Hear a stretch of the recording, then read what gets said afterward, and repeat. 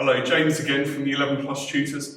Today what I'm going to talk about is just three, these are not the only literary devices, but three really important, what we call literary devices for 11 plus writing.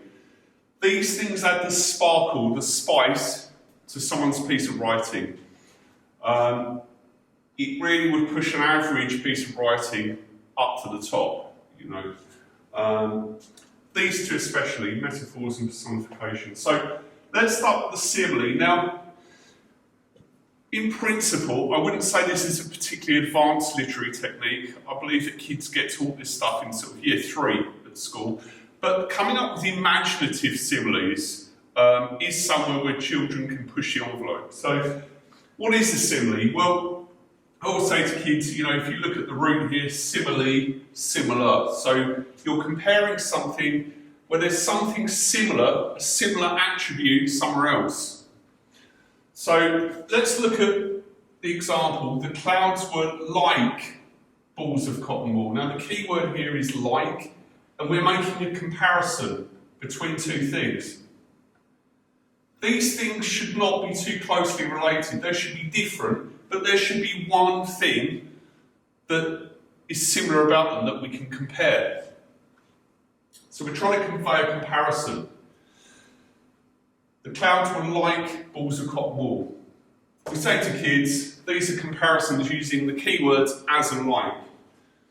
When things become too similar, it doesn't work. And sometimes kids fall foul of this. They make this mistake. You know, the icicle was like a cold, icy thing, you know. There's a silly example, but I've seen kids write this kind of thing. You know, it ends up referring to itself or something very, very similar, which is no good. These are going to be quite distanced from each other, but there's still going to be a comparison to be made. And here's the key thing, that is obvious to the reader.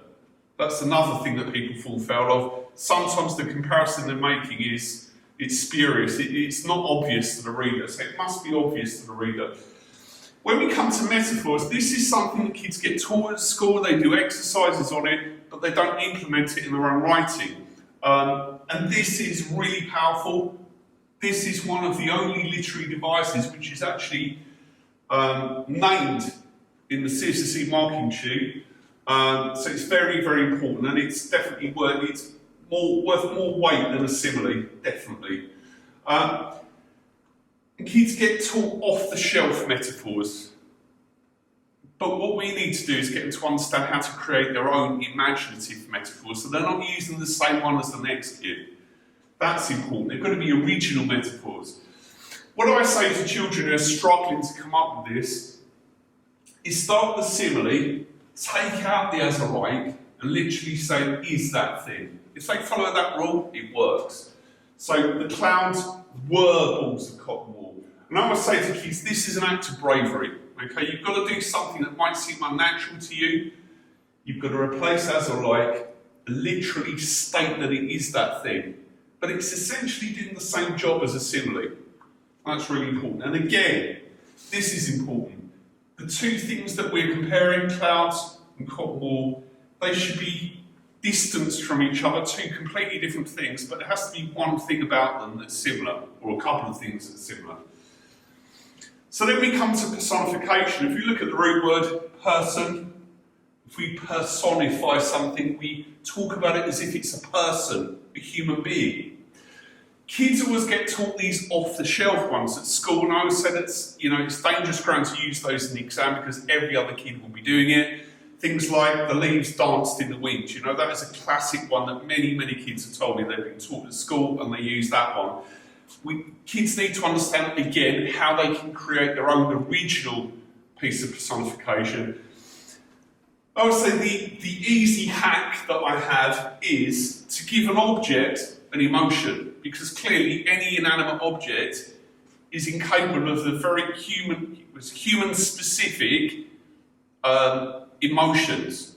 So if you do that, you're definitely going to hit personification. So the thunderclouds rumbled angrily above.